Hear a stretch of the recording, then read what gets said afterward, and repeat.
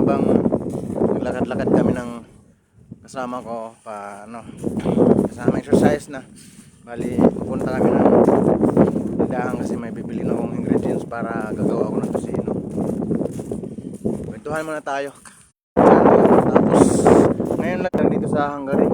Kasi nakikita ko sa Japan, sa Korea, nag-warning din sila na biglang siguro sa global warming. Global warming. Sa sa climate change. Lakad-lakad lang kami, may bike naman kami kaso mas pinili namin may bike naman kami pero mas pinili namin tingnan ko lang kung okay. Tinignan ko lang yung signal ko ng dita ko. So, masakit sa tenga kasi pag mahangin, yun talagang mas malamig pag mahangin. Lakad-lakad para maganda yung flow maganda yung daloy ng dugo namin.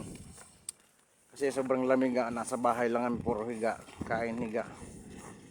Lakad-lakad lang kahit 30 minutes para na rin na maging healthy tayo. Yun lang sa mga gusto mag-apply uli paparting Europe, napakaraming hiring, hindi lang sa Hungary, iba-iba part ng Europe. Sipagan nyo lang uli o sipagan nyo lang talaga mag-apply. Hindi lang sa isang agency, gawin nyo sa isang araw, 3, 4, tapos pahinga, 1 linggo, tapos apply na naman. Huwag kayo mahiyang mag-apply basta may skill kayo. Kung halimbawa may experience kayo sa factory worker, yun, applyan nyo. Sa shift, gano'n, applyan nyo. In-entertain naman kayo nyan pagka qualified talaga kayo. Tsaka sa age limit, mayroon dito hanggang 54.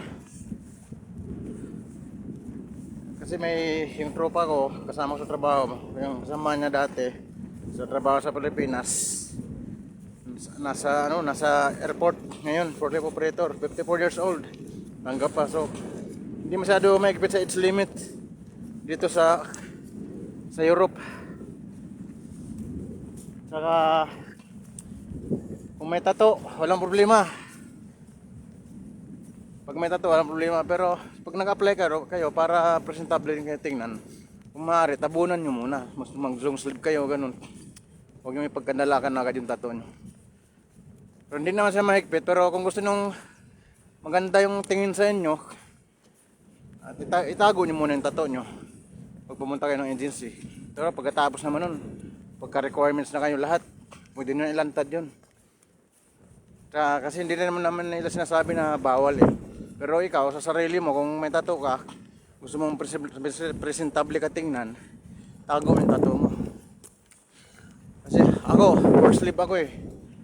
Pero nung nag-apply ako, isa lang kasi ang low sleeve ko, ulit-ulit lang damit ko pag nagre-report ako sa agency. Kahit hanggang yung nag-visa na ako lahat, hindi ko pinakita sa agency na may tattoo ako.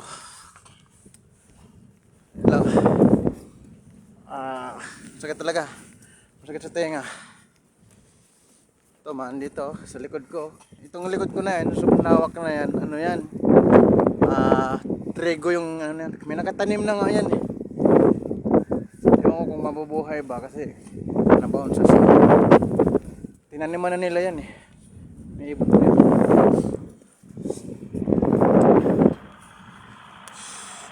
Sana next year wala nang snow kasi sobrang abala sa trabaho.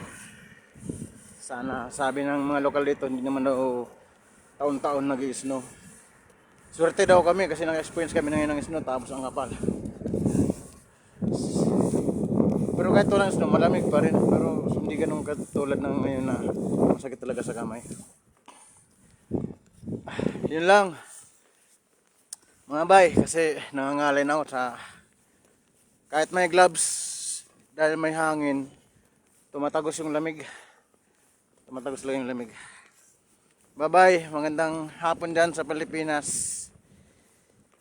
Salamat sa nanood. Bye-bye.